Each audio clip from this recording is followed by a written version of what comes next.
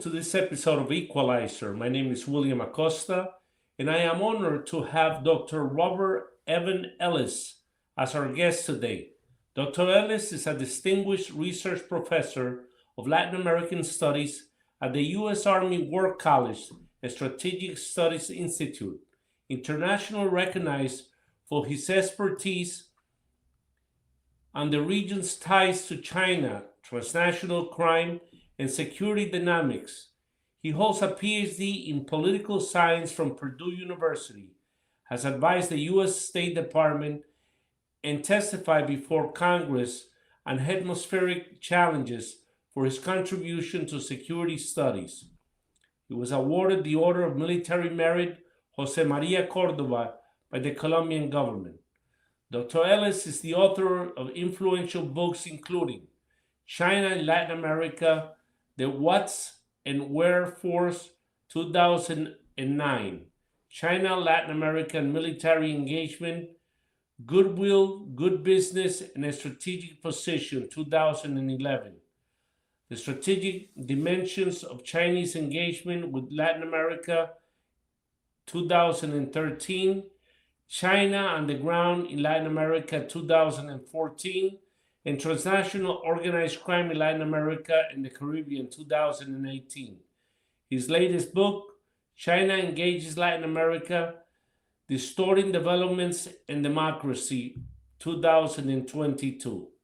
In today's episode, Dr. Ellis shares his deep analysis of China's growing influence in Latin America, uncovering how state intelligence actors deploy economic leverage, systematic bribery, and institutionalized penetration to shift the geopolitical and security landscape. We'll explore the impact of sovereignty, development, trade, critical infrastructure, and democratic governments throughout the region. Good morning, Dr. Evans. Thank you for being here in your home, the Equalizer podcast. It is an honor to have you. I know that you took out from your busy schedule, and we have some territory to cover. Can you tell us a little bit about who is Mr. Evans? Who is Dr. Evans? Well, thank you, and it's a real pleasure to be on the show with you and to share my thoughts with your viewers. I am currently the Latin America research professor with the U.S. Army War College Strategic Studies Institute. So I'm responsible there as a government academic for doing strategic level work, publications, and outreach on Latin America security issues, including Chinese activities in Latin America. Over the years, I've had a number of positions. I started out in academia. I worked 14 years in the private sector, largely supporting the Department of Defense, doing war games and strategic planning and increasingly Latin America work. I was 6 years at what's called the William J. Perry Center for Hemispheric Defense Studies, working to do war games and analysis with our partners in the region. And since 2014, I've been with the Army War College, with the exception of 2019, 2020, when I had the honor to be asked to serve on the Secretary of State Mike Pompeo's policy planning staff with responsibility for Latin America and also immigration and international narcotics and in law enforcement. And so back now at the War College with that experience, and happy to share my perspectives with you and your readers. Yeah. You have done quite an extensive collection of books that you have authored. I named them at the beginning of the introduction that I taped, and a lot of them are about Chinese influence in Latin America. What motivates China expanding presence in Latin America today? Well, for me, the motivations begin with economics, but that does not limit the strategic effect that they have on the region or the considerations that they have for the U.S., nor does it limit the other dimensions, which are political and military also in nature.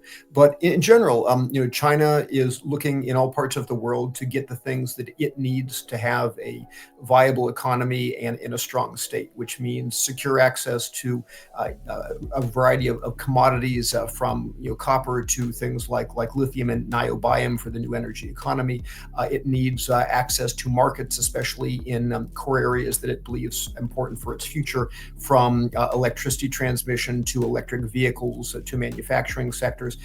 And oftentimes it needs to pursue connectivity to do so. And so it seeks to dominate a number of different sectors like electricity transmission and distribution, as well as what we see with respect to telecommunications and other digital sectors.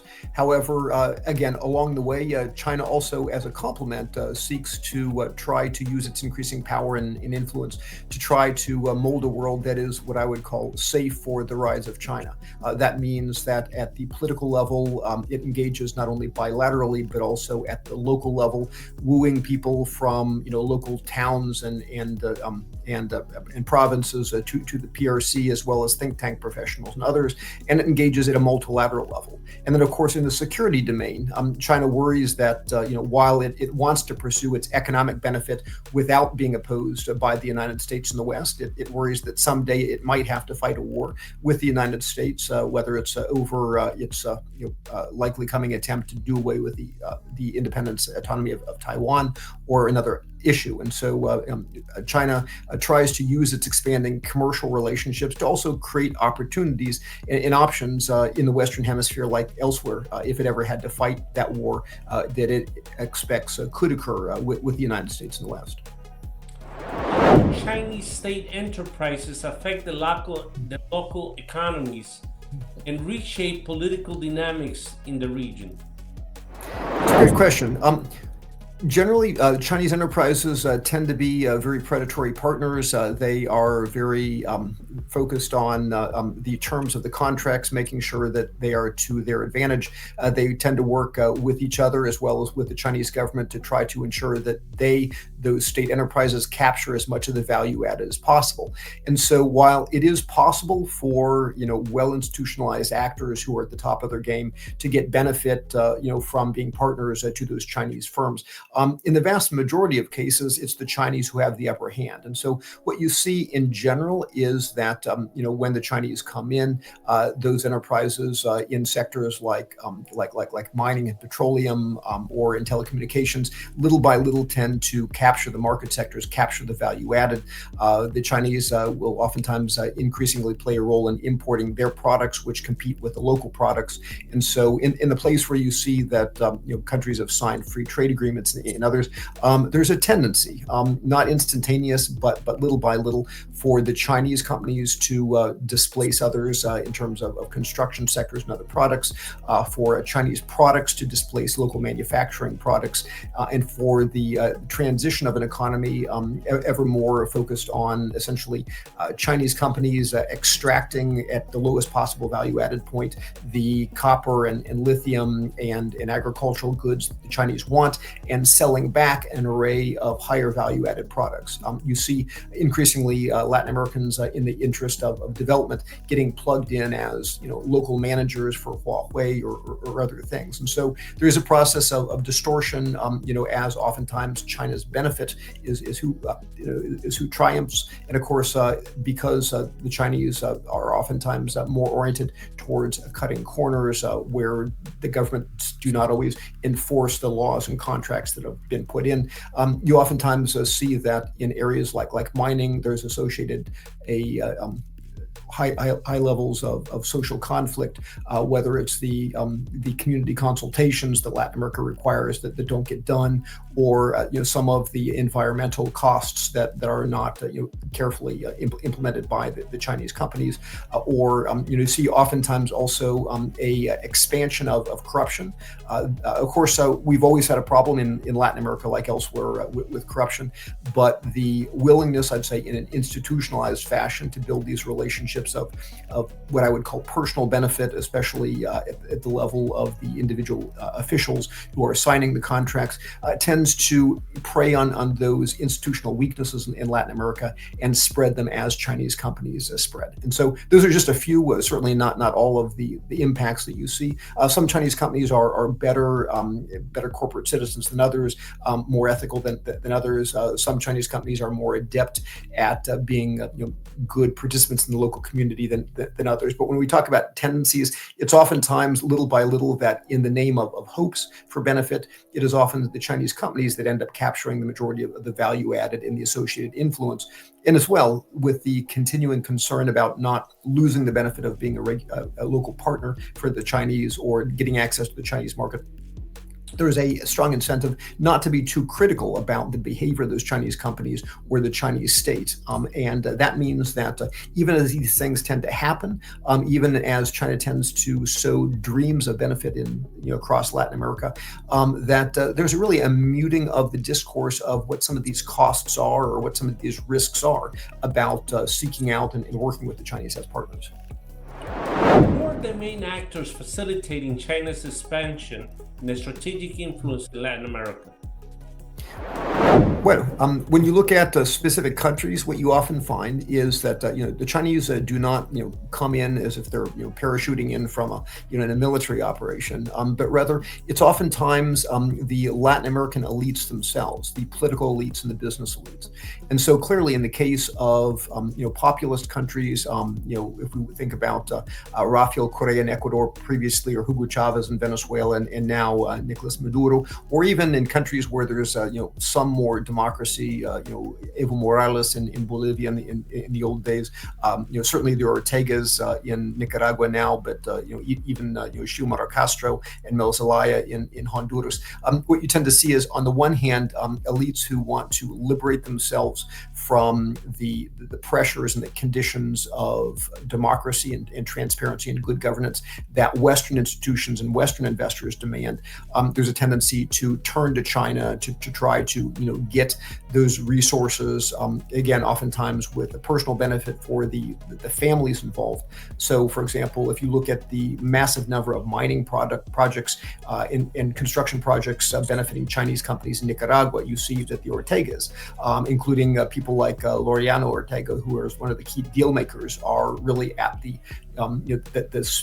opening those doors. But even when we're not talking about populous countries, what you often see is that the local business elites, the ones who dream of getting rich by using their access by establishing a partner relationship with a big Chinese firm, are the ones that often open those doors. So I remember, for example, in Mexico a couple of years ago, a business leader by the name of Carlos Castaña, who was the one who wanted to create this massive Dragon Mart complex, which was going to bring in Chinese product importers in ways that the local Mexicans worried were going to run their traditional manufacturers out of business.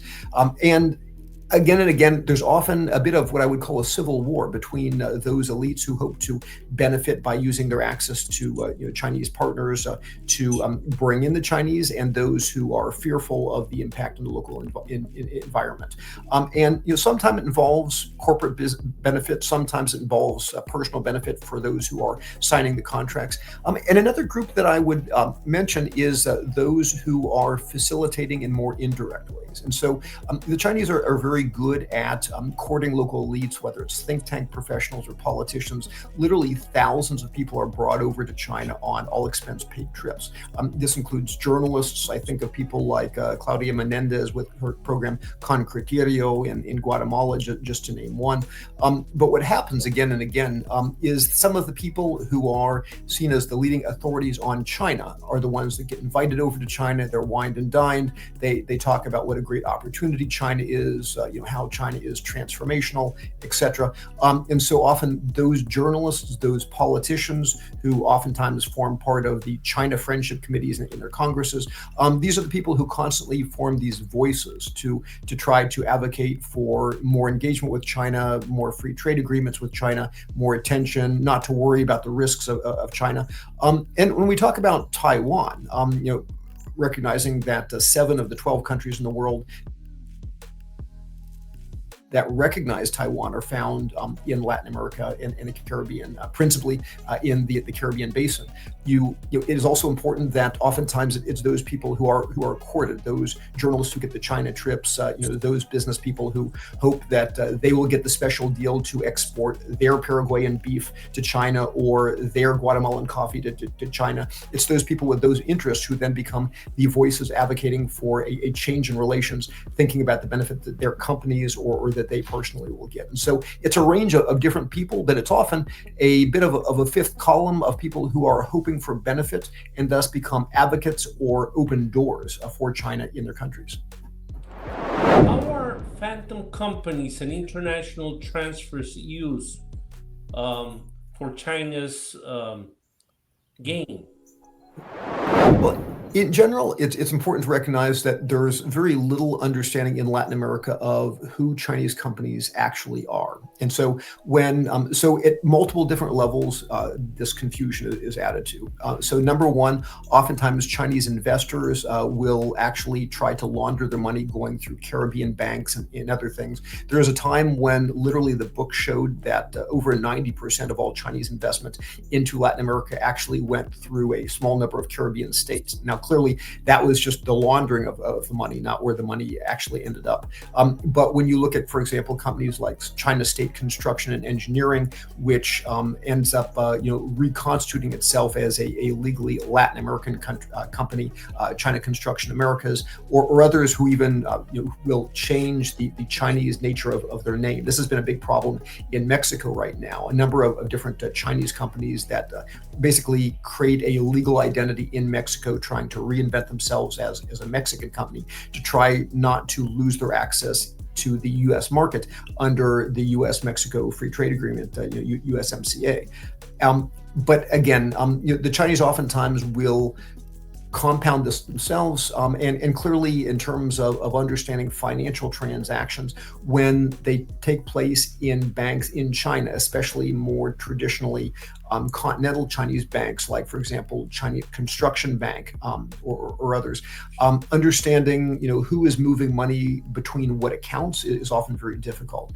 This indeed has become a big problem in financial intelligence units in the region, trying to track the laundering of money, sometimes by Mexican cartels and others, involving Chinese banks and Chinese companies, because it's so difficult to understand who is actually the owner of these accounts. And the Chinese are certainly very reluctant to open up their banks to scrutiny by Western financial entities. Of course, even before you get to the issue of the ability to read the Chinese characters and actually access and understand the Chinese financial system. And so it's really multiple different levels, from the creation of local versions of the companies to multiple names of the companies when you go from Chinese to Spanish or Chinese to Portuguese, to deliberate obfuscation of who owns what bank accounts. And so again, overall, it makes it enormously difficult to know who you're dealing with or to follow the money trail. Although, with a certain amount of persistence, it is possible to get some idea of who you're working with. What's the typical process for a Chinese bribery operation in Latin America? It's a great question. And for me, it's difficult because so few Chinese bribery operations actually get caught, but you can see some examples. And I would say in general, when you think of bribery, it tends not to be just the form of, passing a little red envelope of cash in return for one favor. So first of all, the Chinese tend to build relationships that involve this gray combination of personal benefit and supposedly corporate or government benefit. And so, that may involve, again, people who have business interests in China getting invited over to China China to lead a business grouping, something that you charge $10,000 a head to all of your friends in the Dominican Republic to go over to China, meet with a few factories, and show people how you present business cards and things like that. And so just having those access relationships has a certain economic value. And of course, there are other types of things where academics and others, government officials, will get brought over by some unnamed think tank, invited to teach, usually paid in cash, invited to give a presentation, also oftentimes paid in cash, and at the very least, all expenses for a very luxurious trip paid for. So there are those types of informal benefits, or just the benefit of, if you're an academic, getting access to important Chinese academic and party officials, something that is very important for your role as as an expert on China affairs. But then you go into other types of relationships, and so I remember in dealing with different officials in Guyana and elsewhere, just seeing the people who at the highest level of government would often get these cutouts and benefits. So they would a intermediation contract would go to their brother-in-law's company, or other types of things. And again, so few of these, especially with populous countries, are actually uncovered. But again, at the level of the government officials who are authorizing, who are negotiating the deals, who travel to China, and then of course at the level of the corporate personnel, again who may get the intermediation contract. I remember after the government of Rafael Correa was booted out of power, and just the exposure of the massive improprieties involving people like the previous Vice President Jorge Glass and others. And again, it was not just the red envelopes of cash. It was who gets all of the intermediation deals and contracts and things like that. And so what I would say is that kind of the corruption goes through the entire system. It involves long-term relationships. It involves contracts. It involves access. It involves a number of other things where people think, I get something personally from working with the Chinese, even though these projects may not make sense from the perspective of my government or my corporation. But if I do this, it is good for me. And so it's a gray area what is corruption. But you do actually find within Chinese companies more formal corruption. I would mention some cases in Peru. Indeed, in Peru, a series of different construction firms were, and many are now being, I forget how many tens of Chinese construction firms in Peru are now under investigation for bribery and irregularities. But there was a term that the Peruvians actually used, the China Construction Club, where under the previous government of Pedro Castillo and others, it was established that local Chinese construction firms would literally divvy up government contracts and say, okay, we'll be the low bidder on this one, buy a few Peruvian solos. Now the next one, you be the lower bidder. And so they would basically coordinate with already essentially bribed officials in intelligence about what the actual process internally was to essentially divvy up the work among themselves. And so it's broad, it's systematic, but it's not just the passing of cash that we think of when we think of bribery, sometimes in Western terms. What distinguishes Chinese corruption techniques from those of other foreign interests? That's a great, and I would go back to really what I played on before. Number one is it's difficult to say what is corruption or not, just because it's so integrated. This idea of relationships and personal benefit with the Chinese approach to working with Latin American business people. And so sometimes I think both for the Chinese and for the Latin Americans, there's not this distinction of we're doing something that is corrupt in a Western sense. But apart from that, again, it tends to be this idea of a relationship, a benefit that goes into the personal and access in other things in the long term, and not, again, just something that is, I think, what we would refer to as transactional. How integral are Chinese intelligence services to China's foreign policy in Latin America? It's a good question. And again, a lot of this material is, not out there in the public domain. But what I can comment in general is, especially the Chinese MSS, but others are very active, and especially when you hear about China's people-to-people relationships. You're talking about a lot of people building a lot of different relationships. For me, there is a continuum of those relationships from, people who are, brought over to China, academics and think tank personnel and journalists, where, they may not be compromised in the traditional intelligence sense, but it is, in the interest of, having been treated well and given access and gratitude, they will be, not terribly critical. They will try to be objective in the way that they present China. They'll try to avoid saying certain things. For example, the Chinese imprisonment of Uyghur Muslims in Xinjiang, or their crushing of democracy in Hong Kong, that might offend their generous Chinese hosts, and certainly not talk about the the political rights of a continuingly autonomous Taiwan. That's certainly a taboo.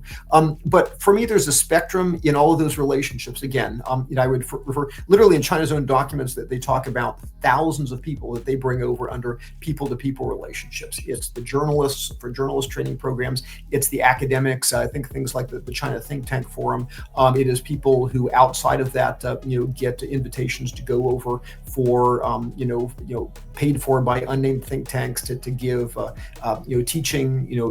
teaching tours and things like that. It is the politicians. It is the local personnel of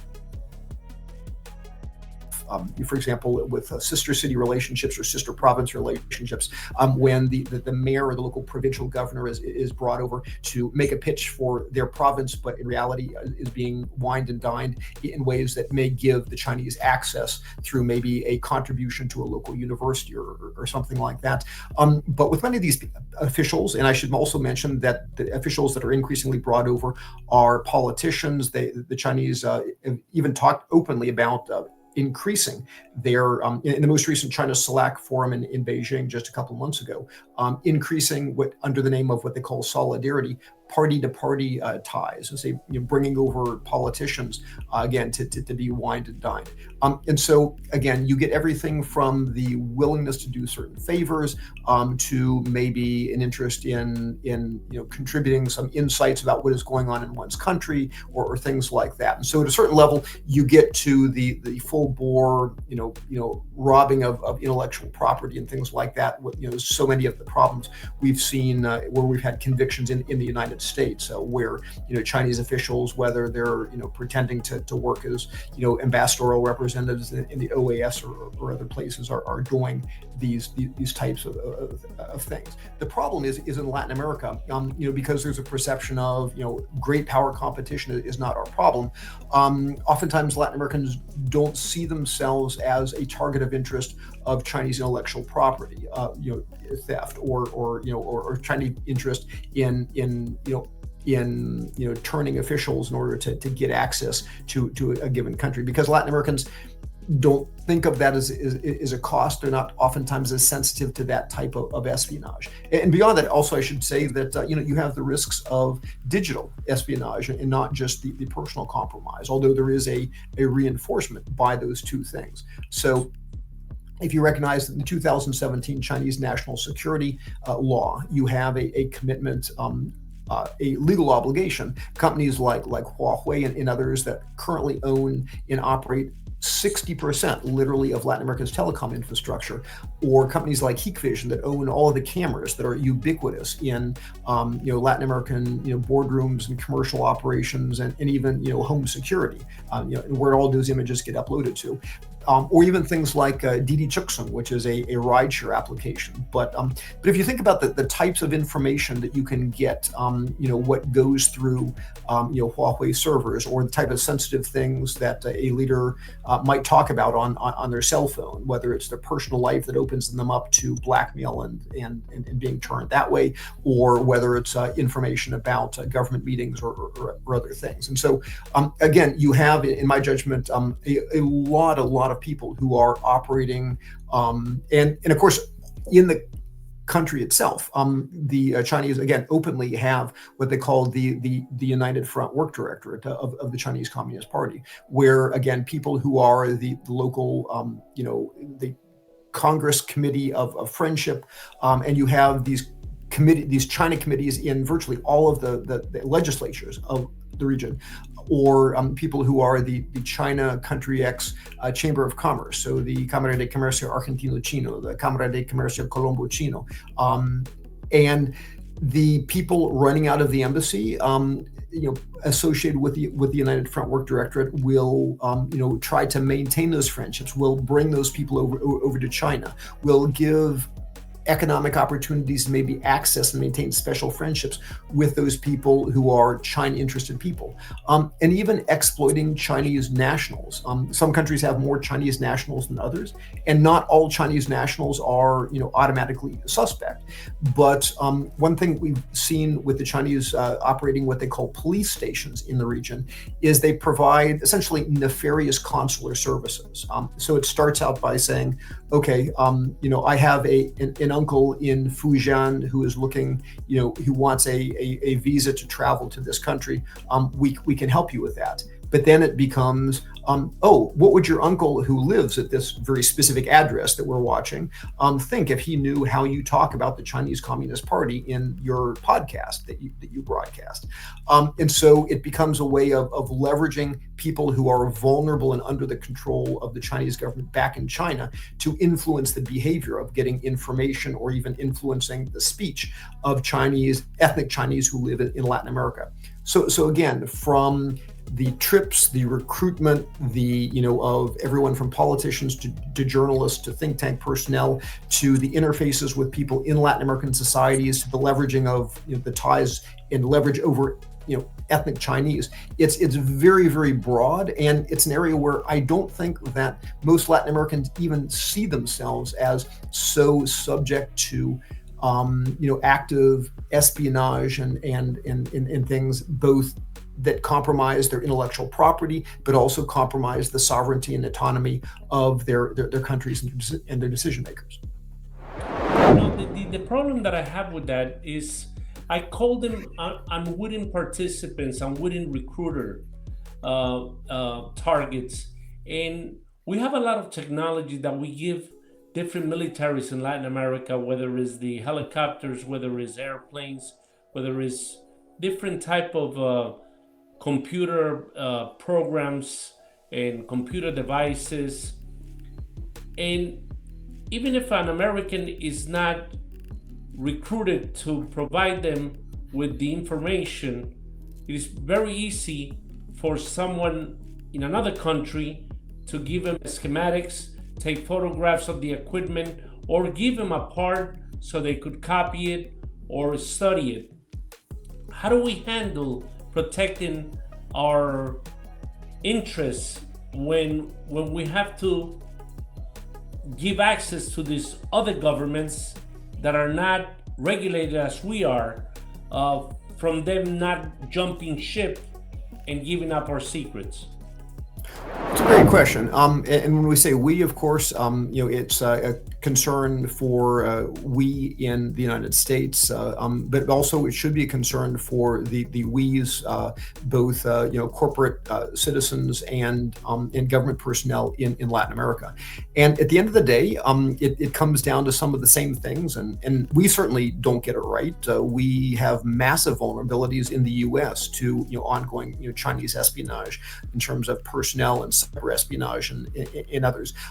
But to me, the principles are the same. Number one, transparency and oversight. People who are in positions of trust. Where are you taking the trips to? Who is paying for these trips? Looking for patterns that would suggest various different levels of espionage, including corporate espionage. I don't think most companies that operate in Latin America fully realize the vulnerabilities that they have digitally when they use in their corporate security Hikvision cameras, or when they use Huawei cloud or other Chinese telecommunication devices, when their corporate personnel use use Didi, Chuxong, taxis, or even when the material that they bring in out of the country passes through, Chinese Nuktek scanners, which can read not only the content but the electronic signature, or even things like when they bring things in and out of Latin American ports, all of the metadata that those Chinese ZPMC cranes can read in every single container that's coming through, of who owns the cargo, where is it going, what's its value, and other technical characteristics. And so I think just the awareness of where those vulnerabilities are, and again, maintaining oversight over personnel. I think more broadly also with Latin America, having effective counterintelligence services, having effective systems that monitor for corruption, because it is almost impossible to keep espionage under control when the region can't keep corruption under control. If people are willing to compromise themselves for a little bit of money, whether it's contracts or government services, then it becomes a blurry line between selling oneself out for personal financial benefits, and the difficulty of detecting that versus one is actively working against one's company or against the interests of one's state by collaborating with the Chinese. And I think also just an attitude. In the United States, it's a little bit, I think, easier because of the current competition and rivalry that we have with the PRC, where there are these ongoing, sensitivities to Chinese activities. There's cyber espionage activities against us and things like Volt Typhoon, or others. But in Latin America, there's less of a sense of seeing the Chinese as a threat against which the government has to defend. I think Costa Rica woke up, for example, after cyber hackers, including many from China, although we can't say the Chinese state, debilitated its systems with the Conti virus. And now you have people like President Chavez being sensitive about allowing Chinese telecom infrastructure, unsafe infrastructure, especially for the storage of government secrets. Now you have others, such as the Mexican government of Claudia Sheinbaum, thinking about putting the personal data of Mexicans and even running data out of Presidencia in Huawei cloud servers. And so part of it is just recognizing the risks and trying to mitigate those risks by the choices you make of, where you put your data, whose digital systems you use, and the oversight, frankly, in terms of the personal relationships, who are, not only at the national level, but also at the state level, what's happening with the people that you send over to China on those paid trips, who is paying for those trips. Again, all the things that are regular good practices for the intelligence and counterintelligence community in the United States and elsewhere, apply when you think about, China in Latin America as well. How have Chinese actors influence presidential campaigns, residency programs, policy directions, and industrial practice in Latin America? It's a great question, and each of those are slightly different. What I would say is, in general, the Chinese have not overtly tried to interfere in campaigns. Now, what they're doing behind the scenes in terms of money and benefit is difficult to say. What you do see is that the Chinese have played a powerful indirect role, I would argue, in maintaining the life of authoritarian regimes as they consolidate their control, and in maintaining them in power. You see this in Venezuela, not only with the $64 billion during the Chavez and Maduro presidencies that the Chinese loaned, and receiving the payback from Venezuela's export of its oil to the PRC. But you also see things like the Chinese instituting of digital control systems. And so famously in Venezuela, the Carnet de la Patria, the fatherland identification card, which you need to get boxes of food and supplies, which you needed to get vaccines during the COVID period, et cetera, but again, which the Chinese instituted as a means of social control. Or, for example, the armored vehicles that the Chinese sold to Venezuelans that were what was used to to basically crush demonstrations in 2014, 2017, and 2019, and most recently after the robbery of the election in July 2024. Indeed, it was interesting that it was actually Chinese cameras that were used to identify the faces of those who were in the crowds during those protests in Venezuela, so that instead of having to confront them directly in the streets, they essentially could identify the people, use the government databases, and send Sabine or send colectivos or gangs after those protesters in their homes.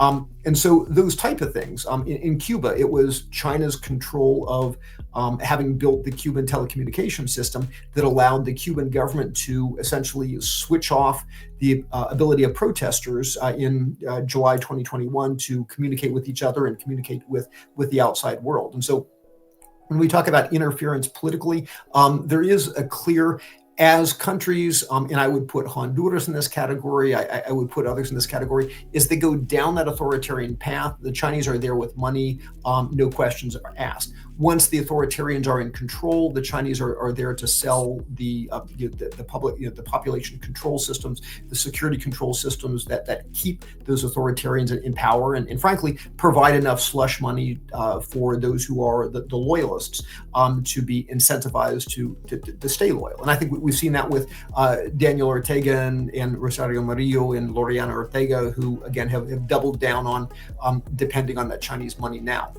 But more broadly, to go to your point, with other types of the distortion of other institutions, again, I think when you see those relationships of personal benefit that push for non-transparent government-to-government contracts rather than open contracts, it impacts who gets the benefit of those contracts.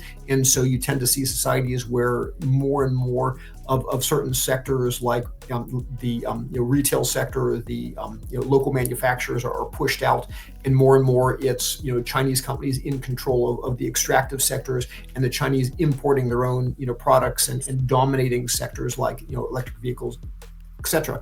And I think also you see that a tendency towards the Chinese instituting corruption in societies that are already weak, in ways that propagate that weakness and corruption. Again, certainly a lot of difficulties in Peru, and seeing the ways in which Chinese construction companies expanded their presence, again, through the type of malfeasance that you have with things like the Chinese Construction Club. And finally, I would say that you also, especially when you have societies that are not strongly institutionalized, you have impacts of a lot of social unrest. The Chinese are able to get in, they're able to get projects signed off on.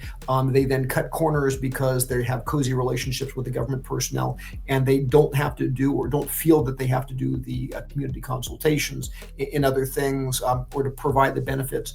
And so if you look at the problems that China Minmetals has had, for example, in Las Bambas, among other places, or in Bolivia, the numerous problems that companies like Sinohydro or Vicstar or others have had with construction contracts, of not paying workers, not dealing with local communities, and there's pushback. The governments take the projects away from the Chinese, or they get behind schedule, and they get into conflicts. And so the less oversight, the more populism. There's also this cycle in which that process of the Chinese cutting corners and local governments not pressing for good governance oversight tends to give rise to an extra amount of political violence, of unrest, of projects which go wrong. And so, from keeping authoritarian regimes in power to the question of who benefits and whose companies get displaced, to these indirect effects of social violence in situations where there's poor oversight. I would say that especially where you don't have strong institutionalization and strong rules, that there is an all-around kind of corrosive effect on governance and economic relationships in society. Legal barriers hinder investigations and prosecution of Chinese-led corruption networks. That's a great question. I'd say, first of all, the same institutional weaknesses in Latin America that prevent the effective investigation of corruption and other improper activity in general. And so, when there's the perception that everyone's corrupt, everyone's benefiting, the fact that they're benefiting from Chinese money as opposed to somebody else's money, it's difficult to go after that. And of course, that gets you, and there's all kinds of pieces of that, whether it's the weakness in the judiciary or the weakness in the technical capability of law enforcement, or whether it's politicians who are on the take from Chinese companies that are providing a certain amount of protections. And I think part of it is also just that oftentimes the nature of the Chinese corruption it's ambiguous whether it's seen as corruption at all. Oftentimes, again, taking the free trips to China, and just, not talking ill because you hope to get future access to the trips, or the things that you did in China that will never be known because you stay in China, that special consulting agreement that you got, the special side payment that you got in cash. Those type of things are seen as services and relationships, and so it's very difficult to bring those things to light, or even to see those as problems, because oftentimes the focus is on the Chinese money, and even to recognize the lack of cooperation by the Chinese government, whether it's in controlling the flow of fentanyl, or controlling IUU fishing, or controlling the malfeasance of Chinese companies with respect to pollution and environmental damage and lack of corporate social responsibility. The reluctance of governments and the reluctance of corporations to speak out against Chinese practices because they fear losing access to Chinese markets, or fear losing access to that big Chinese loan, makes it very difficult, because when governments don't speak out, when reporters who are getting trips to China, or when newspapers like Tercera in Chile that are getting paid advertisements from the Chinese are reluctant to make claims because maybe they'll lose the advertisements, that the fear of that critical discourse makes it even more difficult to focus on these risks and to begin investigations, because they never really come to light today, and people really don't think about the level of corruption from China that's permeating their society. And so even getting to the idea that there is a problem and there is a risk, because oftentimes when these things are brought up, because there's a perception of great power competition, we know the gringos feel threatened by the Chinese, and so so it must just be, the gringos don't want us to have that money. The gringos don't want us to have that development because they're bad and evil. So unfortunately, whether or not the U.S. is threatened by what happens with China in the region, and it is true that there are threats to U.S. equities, but Latin Americans oftentimes don't think of their own self-interest. Are there vulnerabilities here? Whatever the U.S. is worried about, whether the U.S. is effective in their own messaging or not, whether the U.S. is giving, something that competes with what the Chinese are offering or not. But that question of setting the U.S. aside, is there a risk here to Latin America's self-interest from this corruption that should be investigated, that should be fought with strong institutions? Oftentimes it's just the U.S. doesn't want us to get the benefits that are rightly ours. That attitude, I think, oftentimes shuts down that tendency by Latin Americans to think about what their vulnerabilities actually are in dealing with Chinese companies.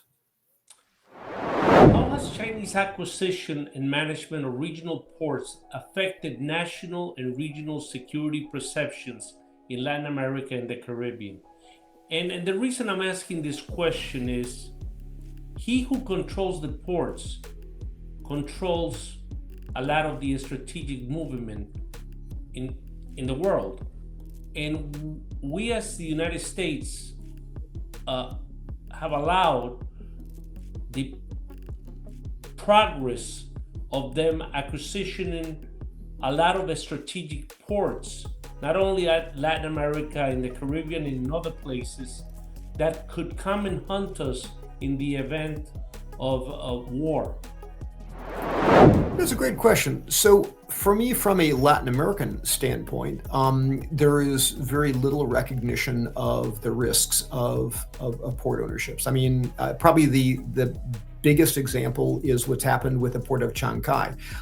In 2019, when the approval of the COSCO, the big Chinese logistics company, acquisition of a controlling 60% stake in that port was being considered by the Peruvian Port Authority, APN.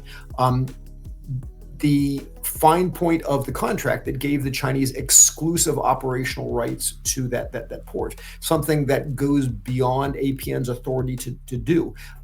They completely missed, either because they were thinking about the benefits to the people who were signing the contract, or just because they didn't read the fine print, something that the Chinese get actors in Latin America over all the time. But when it came out, what APN had mistakenly done against Peru's own laws, Peru found itself between a rock and a hard place. They were so worried about messing up their big showcase of the APEC summit in Lima in 2024 that President Boluarte and the Peruvian Congress actually changed the Peruvian laws, ceding Peru's sovereignty to essentially make legal the error that APN had done, rather than essentially screw up Peru's moment in the sun. And the reason I mention that is that I think there's a clarity. Certainly, the previous and current heads of U.S. Southern Command have talked about the risk of Chinese dual-use ports, how that exclusive control, especially if there's not enough control over what comes in and out of that ports. I mean, do you have the ability to, clandestinely, store missiles and other munitions that could give a new combat load to a PLA ship during time of war, especially if you had a willing government who, allowed that or just didn't supervise it. But these type of issues that I think the U.S. And especially U.S. Southcom have been clear about is oftentimes not recognized in Peru. I mean, I was just in Peru a couple of weeks ago, and it's interesting to see that although the Peruvian government says that they have it under control, and I don't think they would ever willingly allow the port to be used against the U.S. in time of war, but a government that has 2% popularity and has 43 parties that are competing for the elections in just a couple of months, and that just had 5 presidents. Again, it's not to impugn the Peruvian system, but people looking at the situation in Chancay and COSCO's exclusive control from the perspective of U.S. Southern Command, that is responsible for managing risks of things that could happen. I think rightly, without impugning the Peruvians, can say, hey, this could be a problem.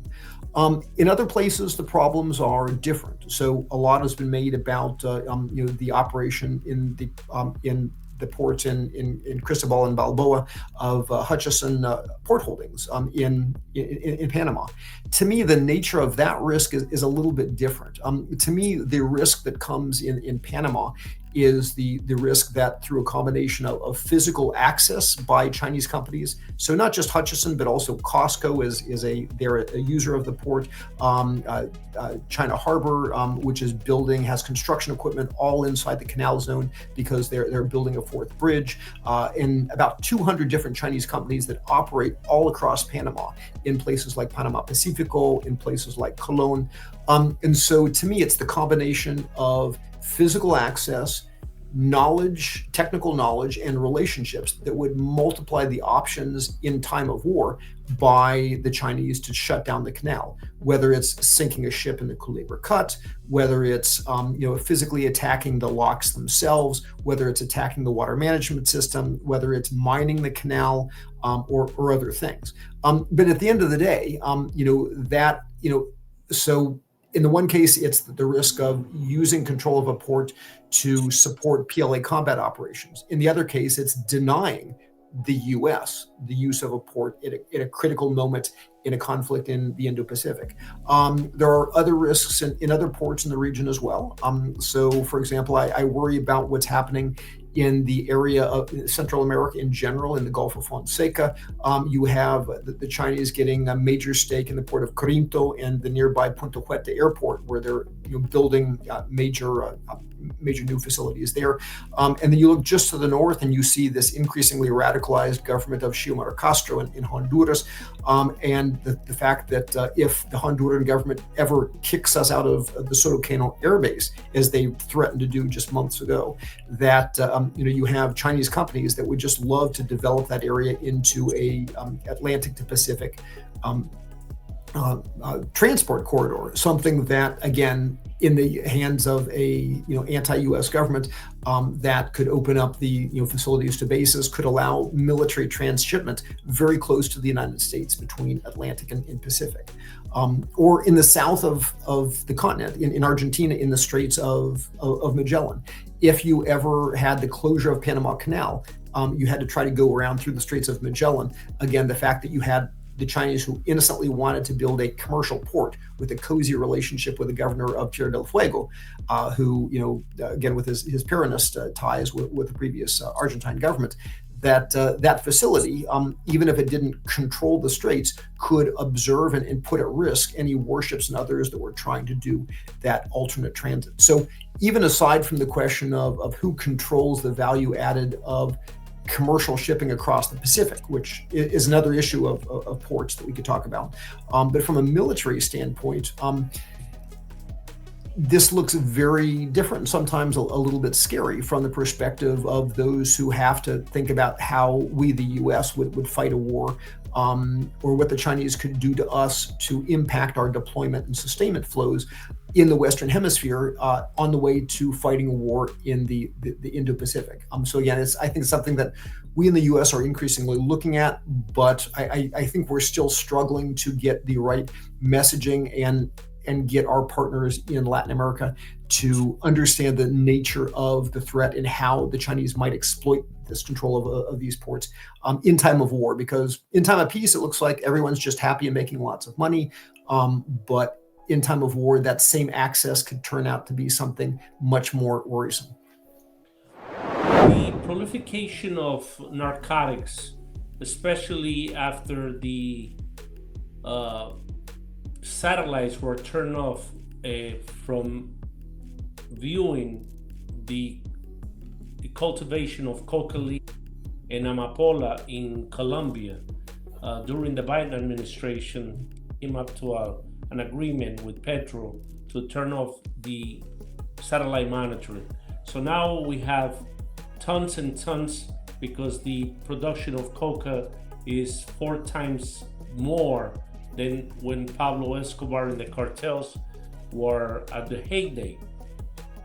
The use of all of these ports with governments like Venezuela and all of that, don't you think that gives an upper hand not only for the Chinese to bring all of their products to process narcotics like fentanyl, or to disperse cocaine and other drugs to other countries and those particular ships and containers?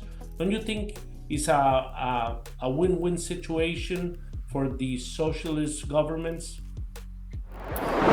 Well, clearly, the question of the relationship between the PRC and drugs is a complicated one, and recognizing that the Chinese in their own history recall the Opium Wars, and in the sense that essentially the addiction of their own population, in that previous era, at the hands of Western powers, was something that led to what they called the century of humiliation. And so some have suggested that maybe the Chinese see the allowance of opium or drug addictions to have a similar effect in accelerating what they believe is the decline of the U.S. I'm not sure if I fully subscribe that this is all a nefarious plot. Clearly we've had problems with drug addiction for quite some time.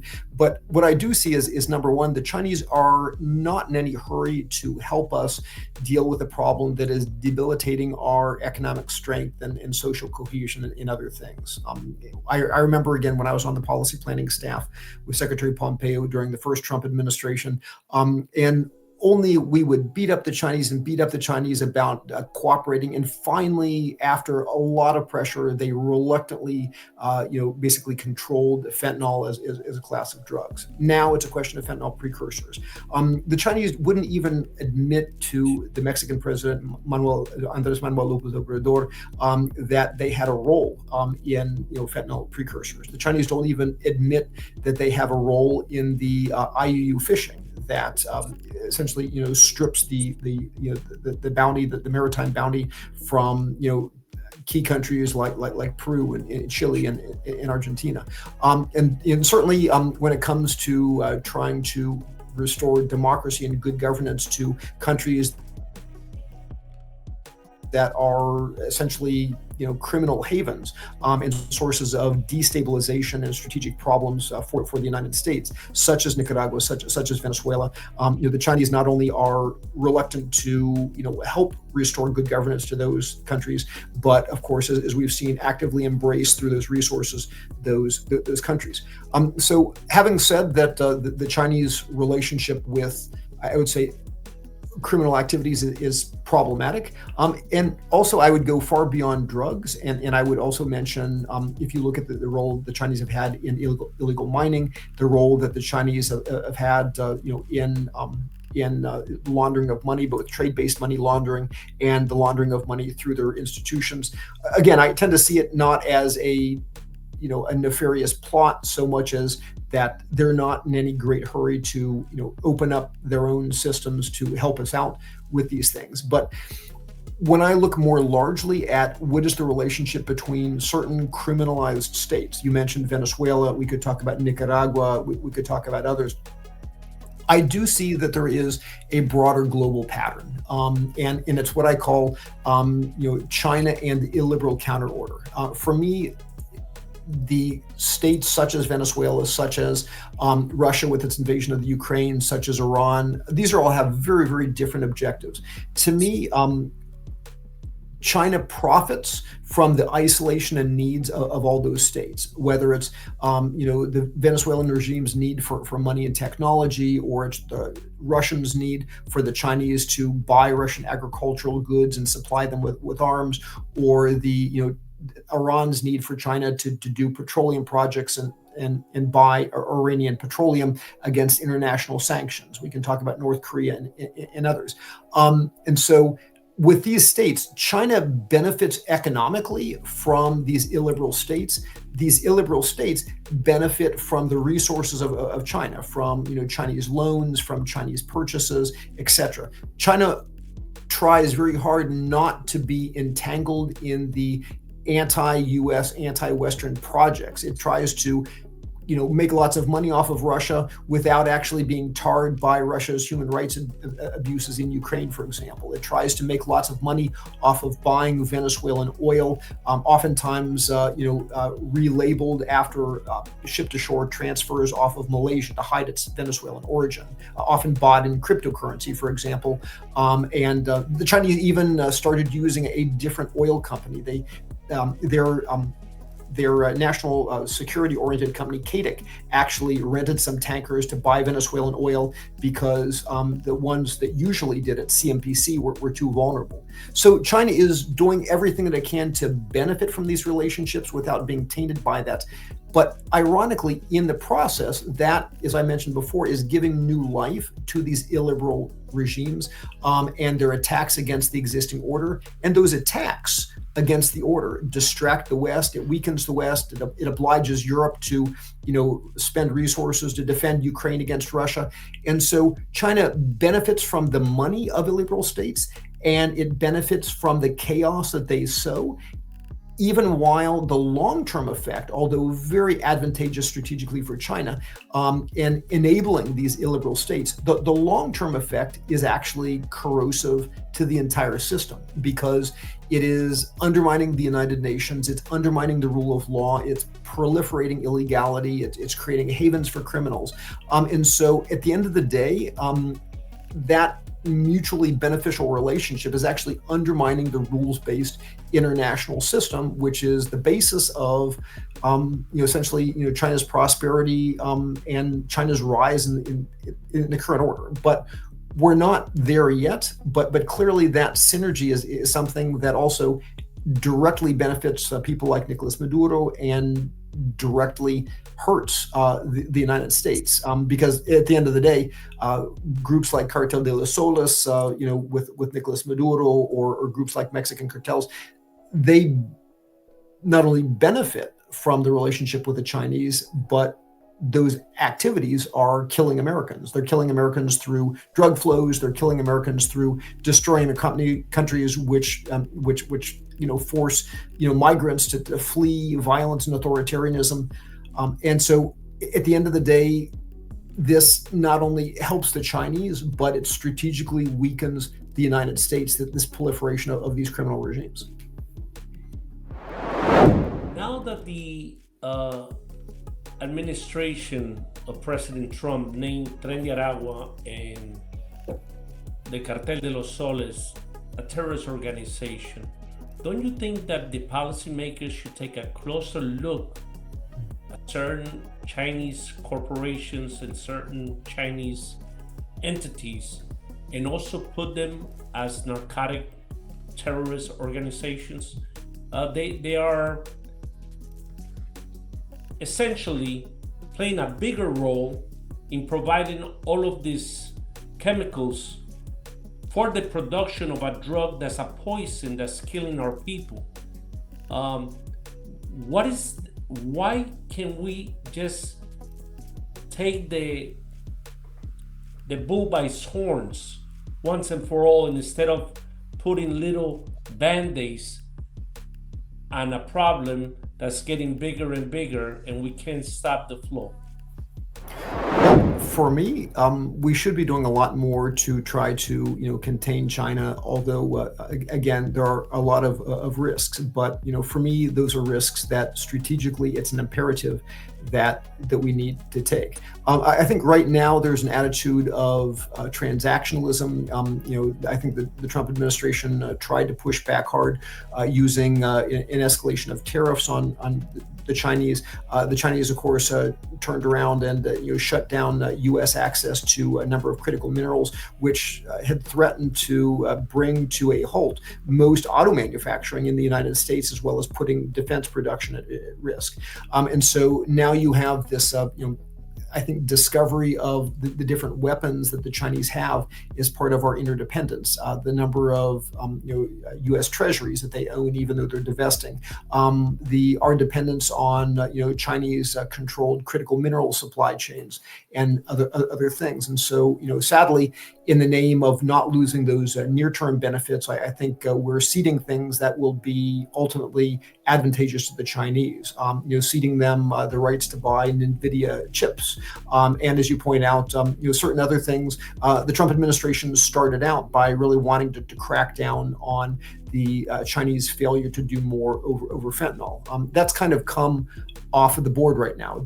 Initially, as you recall, some of the most severe proposed tariffs on China were over its not doing more for fentanyl. However, in the negotiation, which now may lead to a meeting between President Trump and President Xi, it's not clear where those things are. And so, frankly, I worry that at least with our current negotiations, there's the perception the Chinese have us trapped between a rock and a hard place, in which they have the ability to hurt us gravely economically.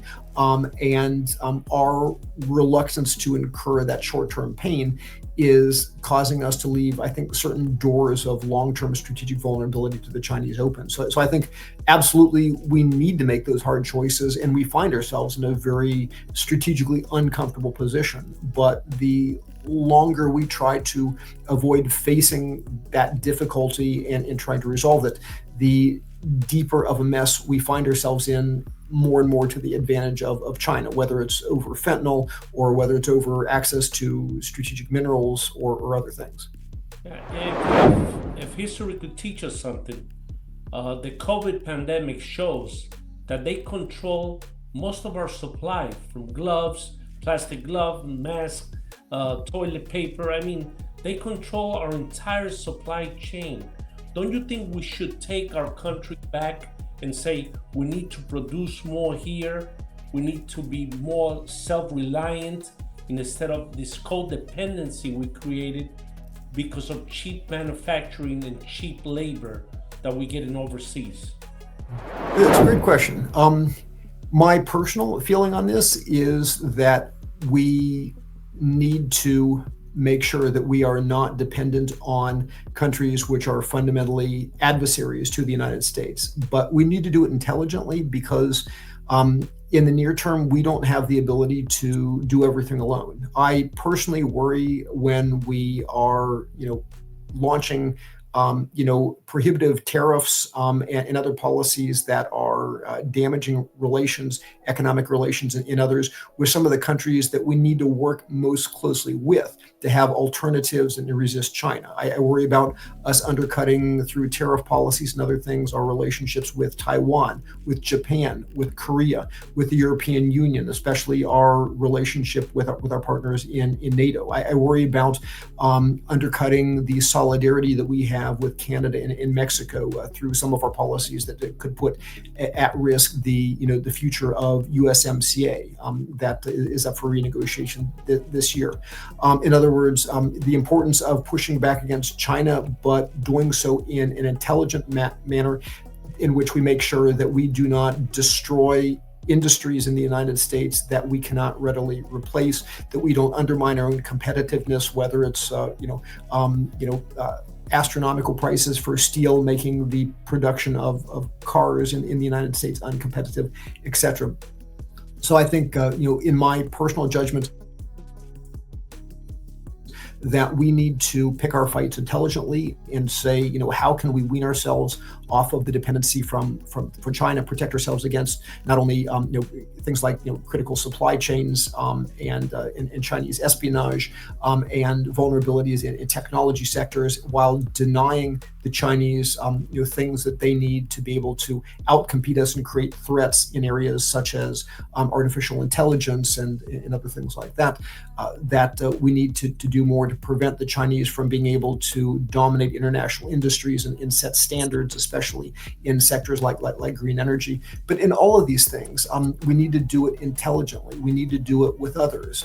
We can't do it alone. We have to do it with partners. We have to do it with Latin America. And so, to me, it's not necessarily, to me, America's first is the self-interest of collaboratively working with our partners to essentially face down and together develop answers to what is the greatest threat, economic threat, political threat, strategic threat that we in this country and frankly this region has ever faced. And so absolutely we need to divorce ourselves from the current threats that China poses, but we absolutely have to do it in an intelligent fashion and not a self-destructive fashion that only ensures that we end up fighting China alone and in terms of our own disadvantage. Dr. Ellis, thank you for being with us today. This concludes our interview. If the listeners want to get a hold of some of your books, can you please tell them how they could buy them and talk about your latest book, if you can? Sure, with pleasure. Certainly everything that I publish goes up on my personal website, revanellis.com. Also, I would welcome anybody who wants to reach out.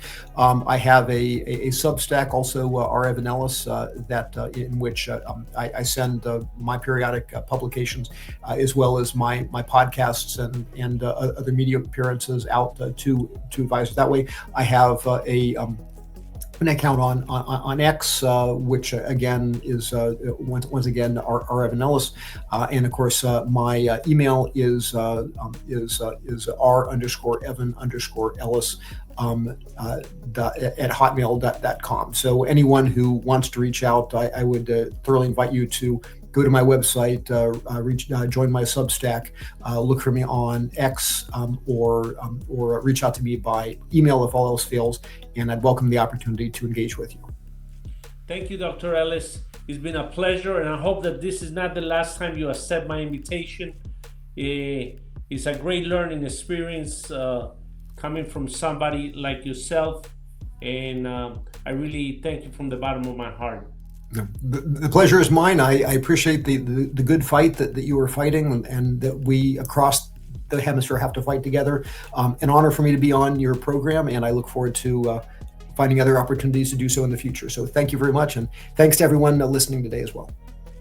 This concludes this episode of Equalizer. A special thanks to Dr. Robert Evan Ellis for his participation in deep analysis. Thanks to our viewers and our production team. Without their work and support, this program will not be possible. If you enjoyed this episode, please give us a like and share our links. Your support helps us bring more insightful content and important conversation to the Equalizer community. China's engagement in Latin America is a multi-dimensional challenge, encompassing economic, political, and security risks that affect the region's future. Dr. Ellis' expertise reminds us that defending transparency and democracy requires persistent institutional reform, regional collaboration, and informed public debate. At Equalizer, we remain committed to shining a light on the global forces, perhaps local realities, and protecting the foundations of our sovereignty and open society. Till next time, thank you and God bless.